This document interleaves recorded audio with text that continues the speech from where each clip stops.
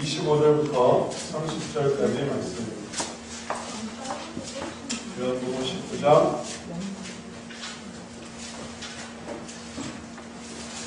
25절부터 30절까지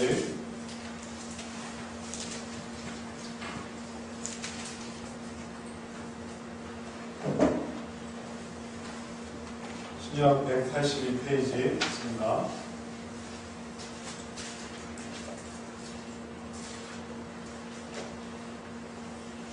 찾으셨으면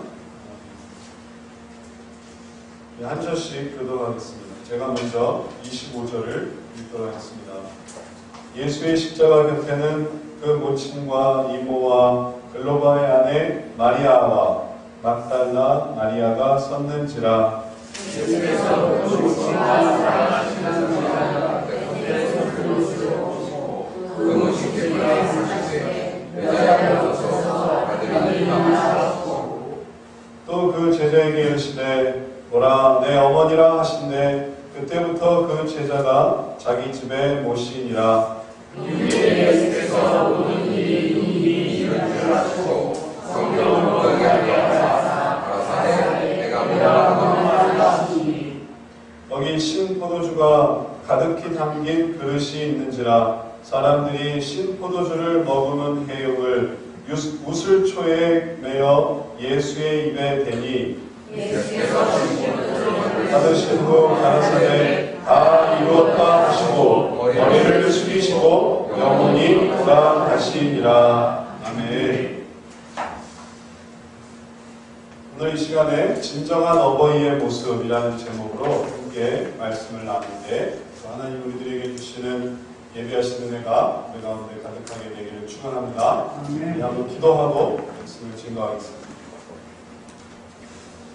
사랑하시는 하나님, 오늘도 저희들의 여러 가지 형편과 처지를 너무나 잘 아시고 또 우리들의 완악한 마음과 우리들의 죄된 성품과 그러나 그 속에서 주님께 찾아가려고 하는 본심과 그리고 주님을 믿고자 하는 열심을 기억하셔서 우리로 하여금 주의 전으로 나오게 하시오니 감사를 드립니다. 주의 말씀 가운데서 이제 다시 참된 진실과 또 참된 사랑과 참된 믿음을 그리고 주님이 보여주신 온전한 소망을 발견하는 저희들 되게 하여 주옵소서.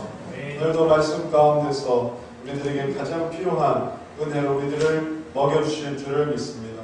주님께서 우리 준비한 것은 너무나 보잘것없는 것이지만 주님께서 축복해 주시고 우리들에게 먹여주셔서 그것으로 배부를 수 있도록 그것으로 넉넉할 수 있도록 은혜 더하여 주시옵소서. 예수님 이름으로 기도드렸사옵나이다. 아멘. 오늘은 어버이날이자 또 어버이 주일입니다. 이 날이 한 날이 되었습니다. 어버이날의 유래에 대해서 많은 사람들이 또 알고 있긴 하지만 또 모르시는 경우도 있을 것 같습니다. 어버이날이 왜 생기게 되었는가에 대해서 잠깐 소개를 해드리면 어버이날은 예전에 영국과 그리스에서 오래전에 그 사순절 기간 동안 사순절 첫 번째 날부터 넷째 주 일요일까지 이렇게 교회를 찾으면서 부모님을 기억했던 그 영국과 그리스의 풍습에서 생겨났다고 합니다. 그런데 이것이 구체적으로 나타나게 된 계기는 1910년도에 미국에 안나라는 여인이 있는데 이 여인이 자기의 돌아가신 어머니를 기억하면서 교회에 나오는 사람한테 카네이션을 주는 것에서부터 또 비롯되었습니다. 그래서 사람들은 이렇게 카네이션을 받으면서 안나라는 여인이 자기 어머니를 기억하는 것이었는데 바꿔보니까 자기 어머니도 기억하게 되었어요. 그래서 이러한 풍습이 참 좋아 보이고 또 참 기념할 만한 일이 돼서 넓혀지다가 마침내 1914년도에는 미국에서 아예 어버이날을 공포했습니다. 그래서 그 날을 정해놓고 그래서 많은 사람들이 카네이션을 어머니가 살아계시면 빨간 카네이션을 달고 어머니가 돌아가시면 흰 카네이션을 다는 그런 풍습에서 시작이 된 것입니다. 근데 이제 우리나라로 넘어와서는 이제 부모님께 카네이션을 달아드리는 것으로 바뀐 것입니다. 우리나라에서 처음 이 어버이날이 제정된 때는 1956년도에 국무회의에서 처음에는 어머니의 날을 제정했다고 합니다. 그러니까 이제 아버지들이 또 이제 들고 일어났습니다. 왜 어머니의 날이냐? 그러면 아버지의 날도 만들어 달라 이렇게 얘기가 된 거예요. 근데 어머니의 날 따로 만들고 또 아버지의 날도 따로 만들고 그러니까 좀 복잡하니까 1976년도에 조례를 만들어서 아예 이거를 다 합쳐서 5월 8일 어버이의 날로 정하게 된 것입니다. 이렇게 어버이날을 정하면서 목적은 이런 것이었습니다. 우리나라의 전통적인 효 사상을 고취하고 그 다음에 가족 제도를 계승하며 그 다음에 정말 효도하는 그런 자녀를 시상하고 그리고 발굴해내고 그 다음에 장한 어버이, 귀한 어버이를 또 시상하고 또 경영하는 그러한 의미를 가지고 이런 날을 만든 것입니다. 오늘날 우리가 어버이날 하면 이런 어떤 거창한 목적은 알지 못한다 하더라도 어버이날이라고 하면 어버이를 생각하고 어버이를 섬기고 또 효도하고 공경하려고 하는 그런 마음을 갖는 날 이런 정도로 우리가 받아들이고 있습니다. 그런데 이 사회가 너무나 각박해지고 그리고 또 죄된 성품이 우리들 속에 이 세상 속에 들어오면서 어버이날을 따로 만들어야 될 만큼 오히려 우리들은 어버이의 마음을 잃어버리며 살아가는 때가 많이 있습니다. 우리들 중에 어떤 사람들은 꼭 우리는 아니겠지만 우리 한국 사람들 중에 우리 민족 중에 어떤 사람들은 아직도 어버이지만 어버이로서 살아가지 못하는 그런 연약한 모습들이 있는 것입니다. 자기들이 아이를 가졌지만 그러나 자기가 그 아이를 감당하지를 못하는 것입니다. 그래서 그 아이를 없애버리기도 합니다. 안타까운 일이죠. 근데 또 어떤 경우는 아이를 낳았습니다. 근데 낳았지만 또 잘 키우지를 못하는 것이에요. 그래서 그 아이는 그냥 나오면 저절로 키워지는 것이 아닙니다. 그렇게 생각했다면 이것은 큰 오산입니다. 아이는 그 속에서 때로는 부모의 시집과 또 위험과 그리고 또 여러 가지 시험과 유혹 속에 영향을 받습니다. 잘 돌봐주지 않으면 안 됩니다. 그러나 때로 어떤 부모는 자녀를 잘 돌보지 않습니다. 그러니까 자녀들이 막 망가지는 것이에요.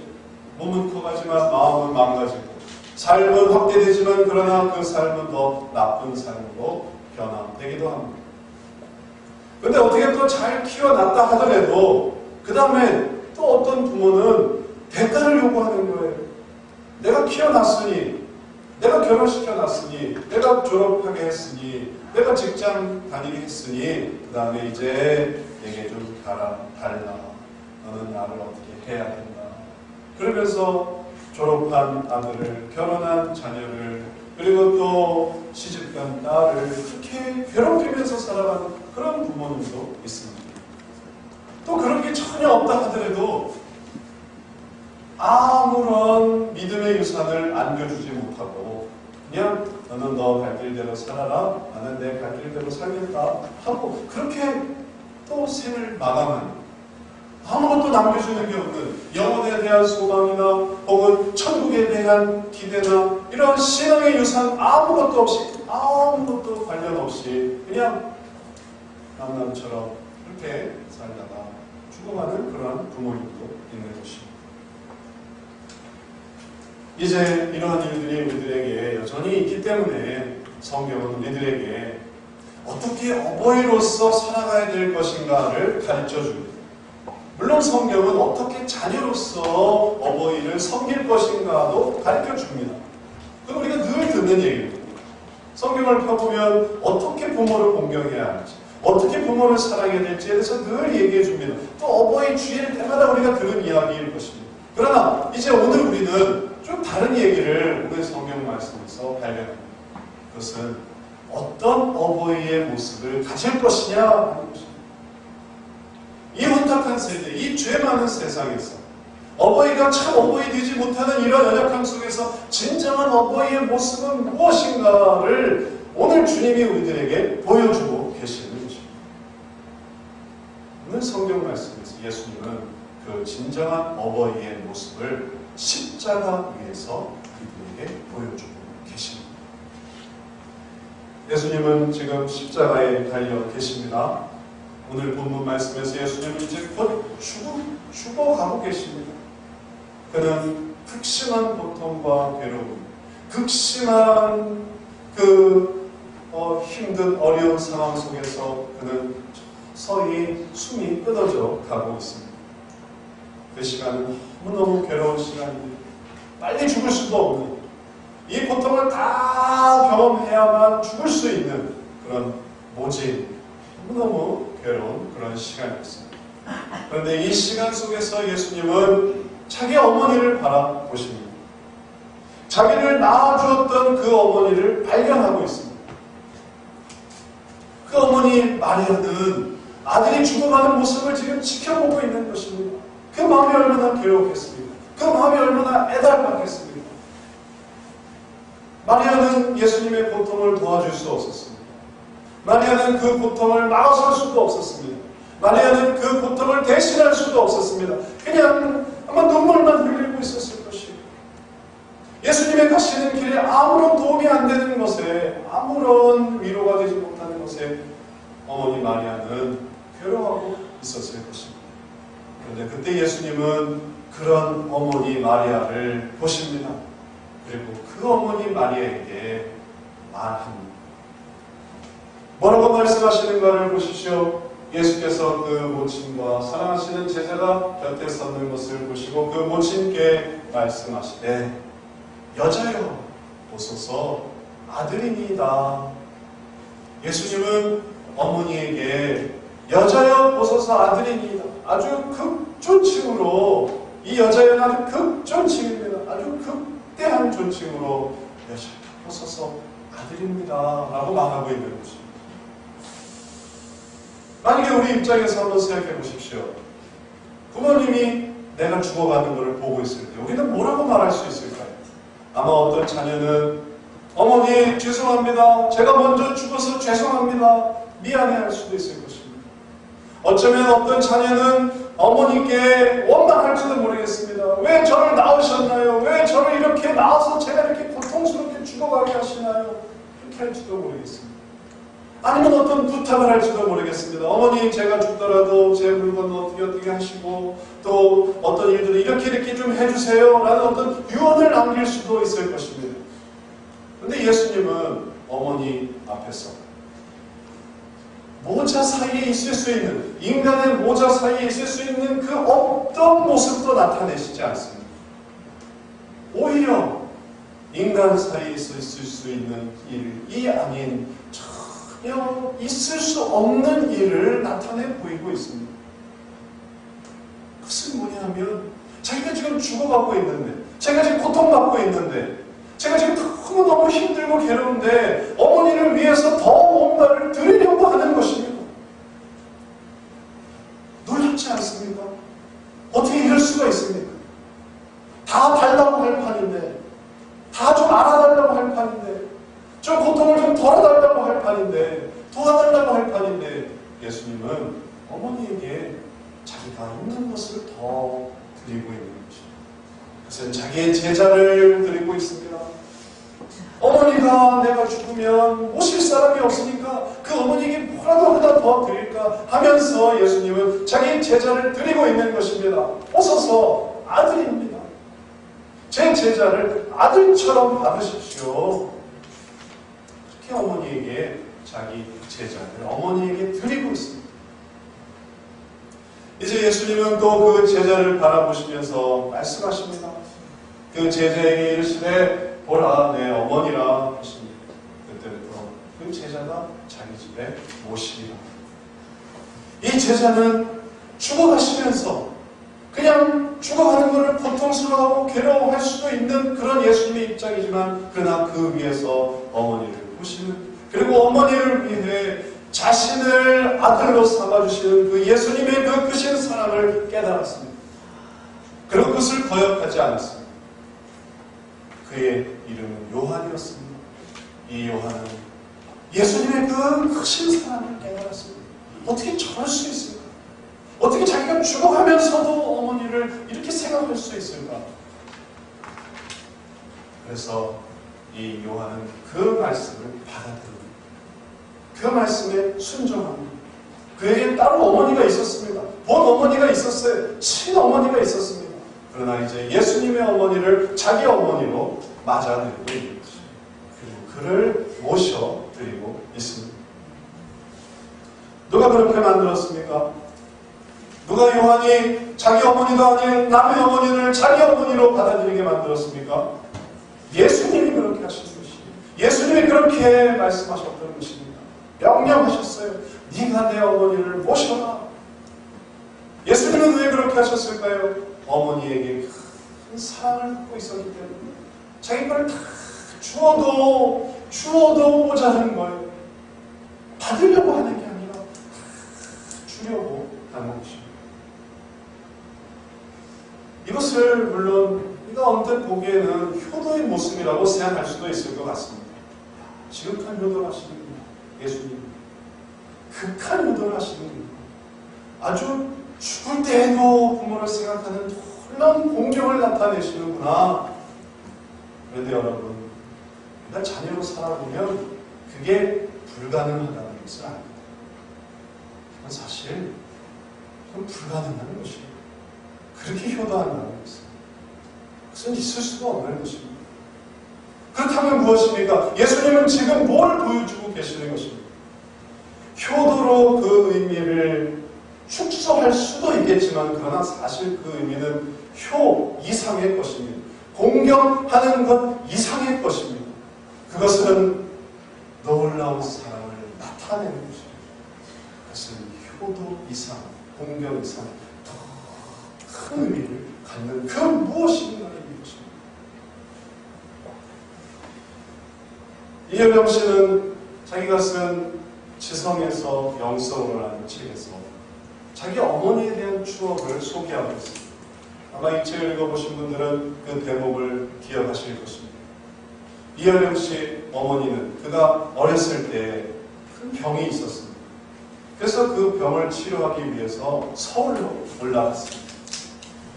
근데 어머니는 지금 자기 병을 치료하기 위해서 올라가는데 이 병이 중해서 어쩌면 생명이 위독할 수도 있다라는 생각을 하였습니다. 그리고 어머니를 서울로 떠나보내는 가족들의 마음은 정말 설마 그러진 않겠지만 그러나 두려움과 걱정이 있었습니다. 우리 어머니가 과연 이 병을 잘 고치고 돌아올 수 있을까?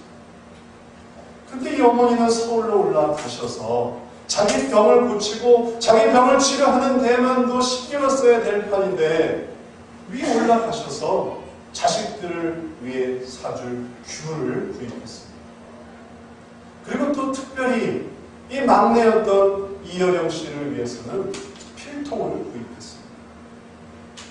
아니 지금 치료하느라 정신이 없을 텐데 병원이 없을 텐데 이 어머니는 이여령 씨의 어머니는 귤과 필통을 준비해 놓은 거예요. 그리고 치료를 받다가 어머니는 세상을 떠났습니다. 그리고 그 어머니는 화장되었습니다.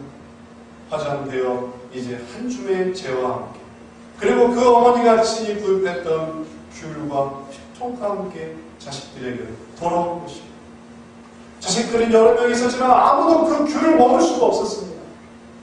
우리를 위해 사주신 그 귤, 죽어가면서 그 고통 중에서도 몸부림치면서 사주신 그 귤을 그들은 차마 먹을 수가 없었던 것입니다.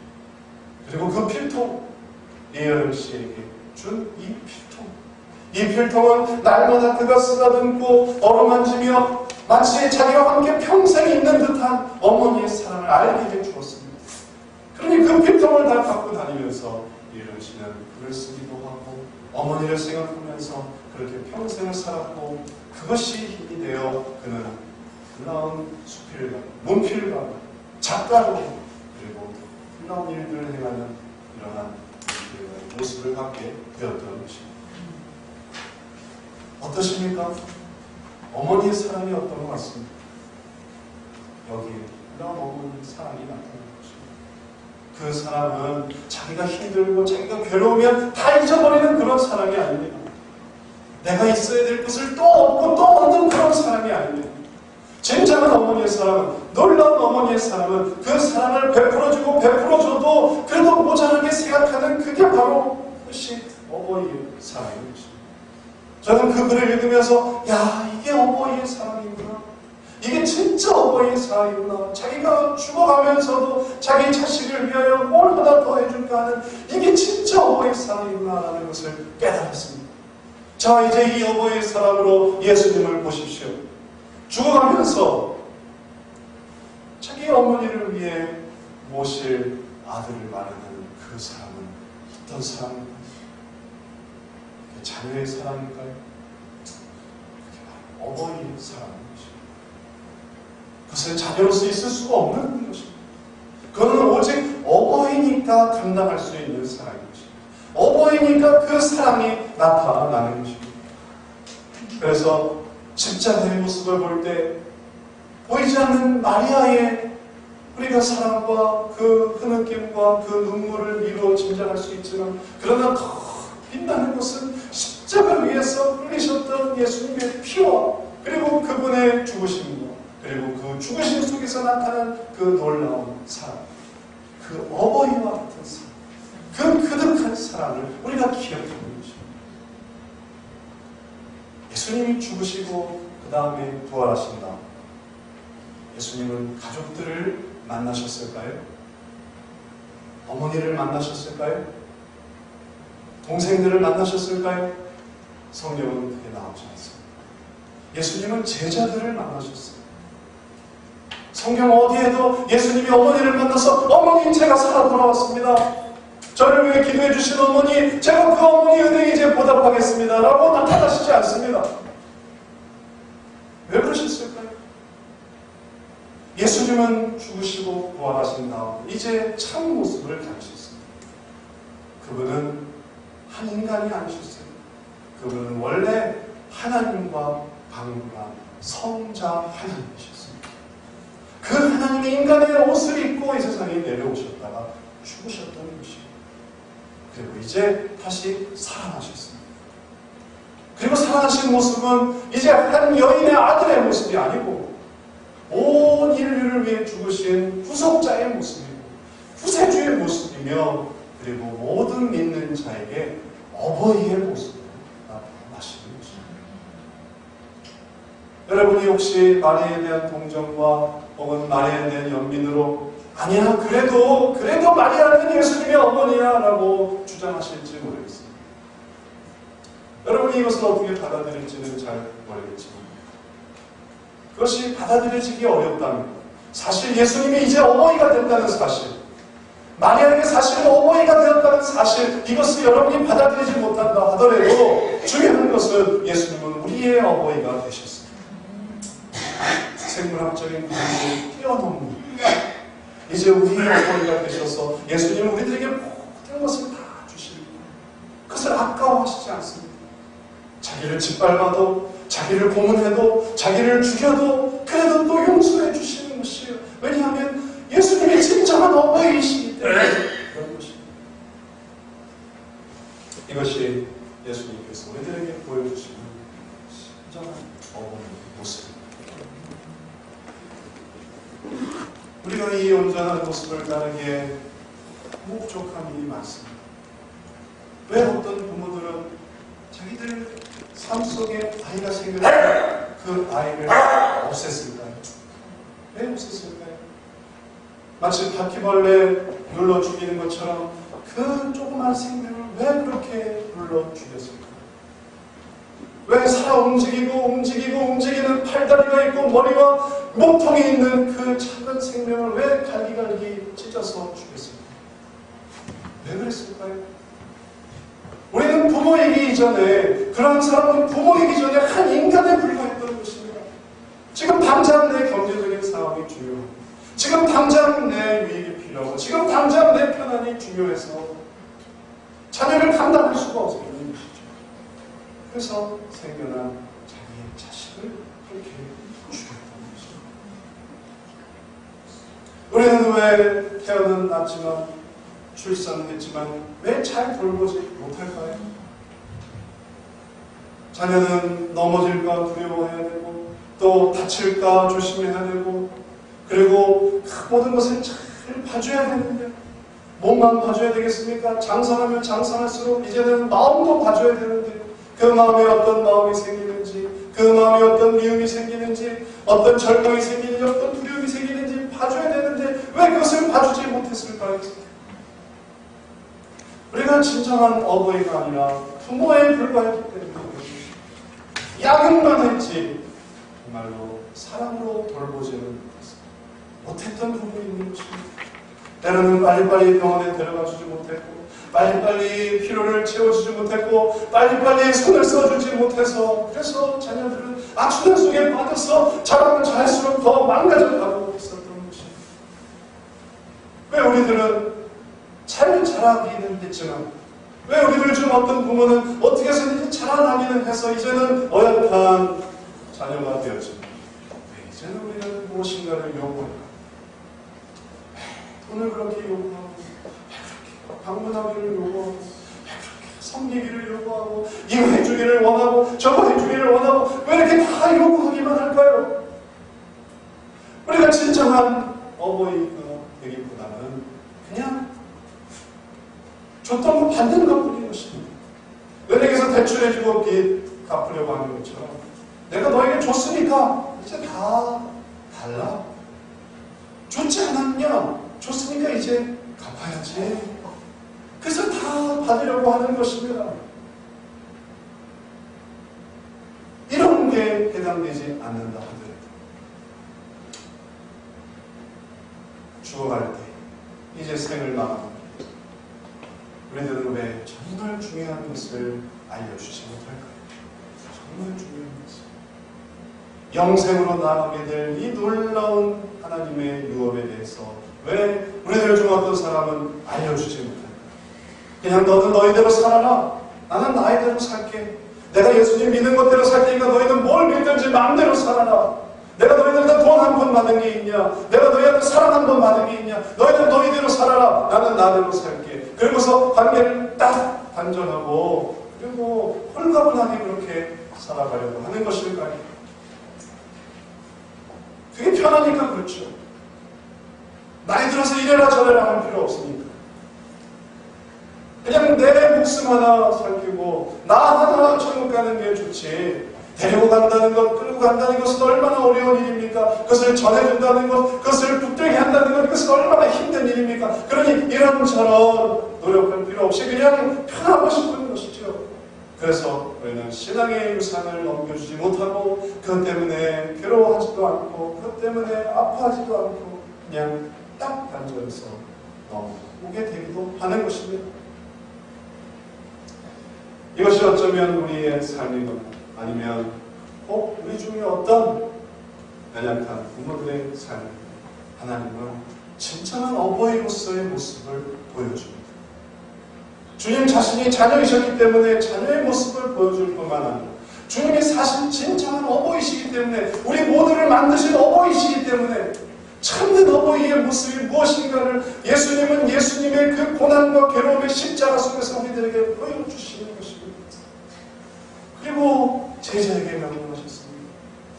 내용 그 사랑을 보여주시고 그 사랑을 나타내 주시고 이제 우리들에게도 그 사랑을 원하시는 것입니다. 너희가 어버이지 않는 그 사랑을 나타내라. 이제 우리가 이러한 사랑을 깨닫고 그 어버이의 모습을 가지려고 할 때 우리는 비로소 하나님의 사랑이 무엇인가를 체험하게 될 것입니다.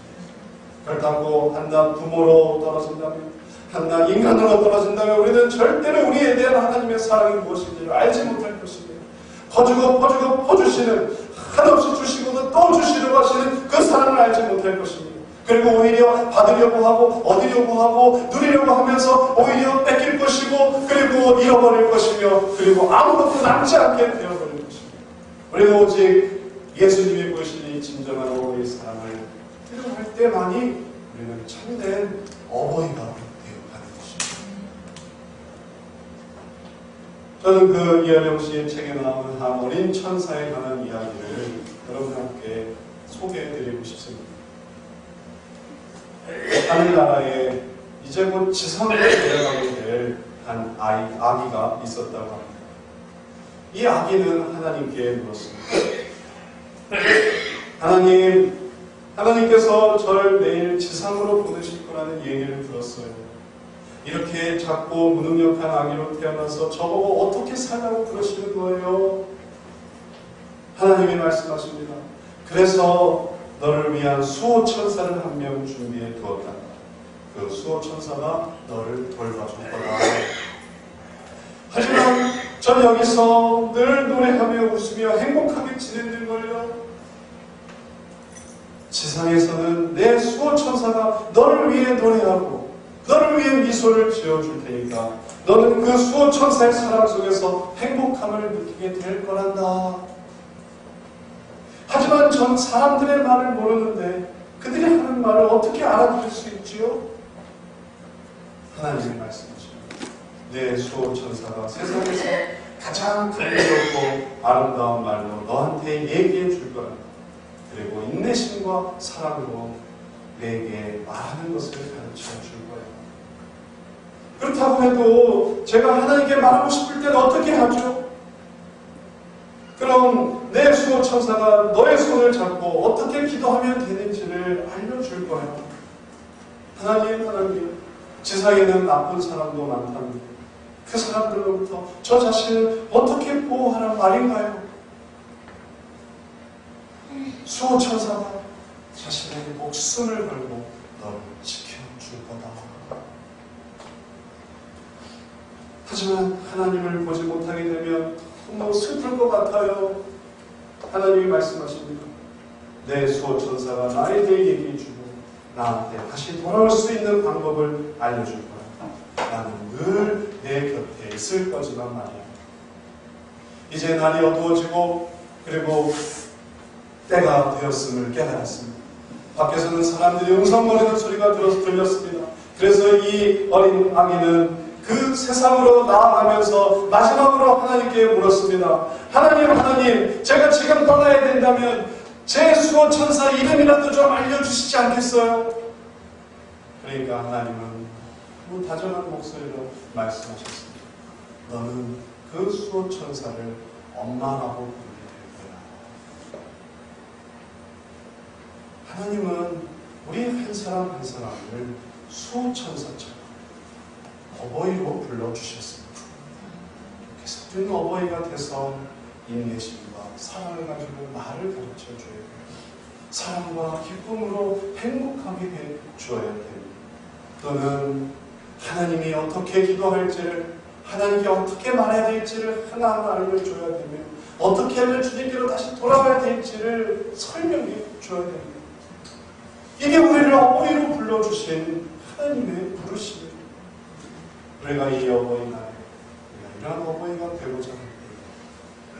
참된 하나님의 뜻을 깨닫게 될 것입니다. 하나님이 나를 이렇게 사랑하셨구나.